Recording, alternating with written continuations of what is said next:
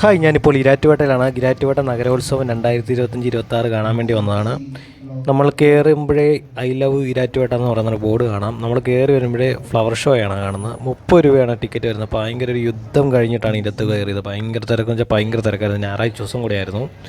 പിന്നെ തിങ്കളാഴ്ച സ്കൂൾ തുറക്കുന്നത് കാരണം ഞായറാഴ്ച ഭയങ്കര തിരക്കായിരുന്നു. അങ്ങനെ ഉള്ളിൽ ഫൈനലി ഒരു യുദ്ധം കഴിഞ്ഞിട്ട് ഉള്ളിൽ കയറി. ഉള്ളിൽ കുറേ സ്റ്റാളുകളുണ്ട്. നമുക്കിവിടെയൊന്നും താല്പര്യമില്ല. നമുക്ക് അമ്യൂസ്മെൻറ്റിലൊക്കെയാണ് താല്പര്യം. ഇതൊന്നും നമുക്ക് ആവശ്യം വരുന്ന സാധനങ്ങളൊന്നുമല്ല.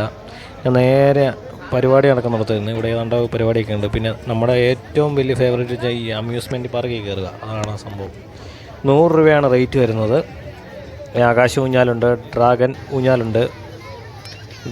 ഊഞ്ഞാലിൽ കയറണം. 100 രൂപയാണ് റേറ്റ് വരുന്നത്. നല്ല 90 ഡിഗ്രി ഒക്കെ പോകുന്നതാണ്. നല്ല ഇൻട്രസ്റ്റിംഗ് ആയിട്ട് തോന്നി. അത് കാരണം ഞാൻ ഡ്രാഗൺ ഊഞ്ഞാലിൽ കയറാൻ വേണ്ടി ടിക്കറ്റ് കൗണ്ടറിൽ കയറി ടിക്കറ്റ് എടുത്തു. അപ്പുറത്ത് നമുക്ക് ജയിൻറ്റ് വീലും കാണാൻ സാധിക്കുന്നുണ്ട്. നല്ല ജയിൻറ്റ് വീലിൽ കയറുന്നതിന് 100 രൂപയാണ് റേറ്റ് വരുന്നത്. കഴിഞ്ഞ പ്രാവശ്യം മരണക്കിണറൊക്കെ ഉണ്ടായിരുന്നു. ഈ പ്രാവശ്യം മരണക്കിണറില്ല. മരണക്കിണറുണ്ടായിരുന്നത് അടിപൊളിയായിരുന്നു. അങ്ങനെ ഞാൻ എൻ്റെ ഊഴത്തിന് വേണ്ടി ഞാൻ വെയിറ്റ് ചെയ്യുകയാണ്. ഇത് പോകുന്നുണ്ടില്ല, 90 ഡിഗ്രി പോകും.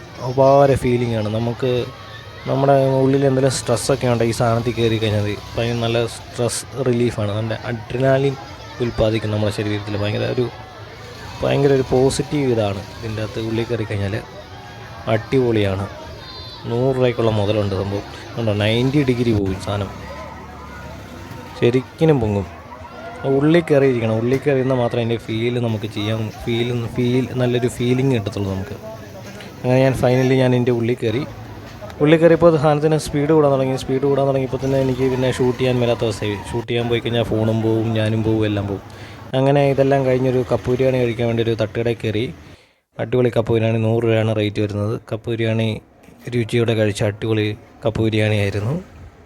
100 രൂപയ്ക്ക് ലാഭമായിരുന്നു ഈ കപ്പ് ബിരിയാണി. സാധാരണ കപ്പ് ബിരിയാണിക്ക് 140-150 രൂപയൊക്കെയാണ് റേറ്റ് വരുന്നത്. 100 രൂപയുള്ള അടിപൊളി കപ്പ് ബിരിയാണി. അപ്പോൾ അടുത്ത വീഡിയോ ആയിട്ട് വരുന്ന നമ്പരെ ഗുഡ് ബൈ. ചാനൽ സബ്സ്ക്രൈബ് ചെയ്യണേ.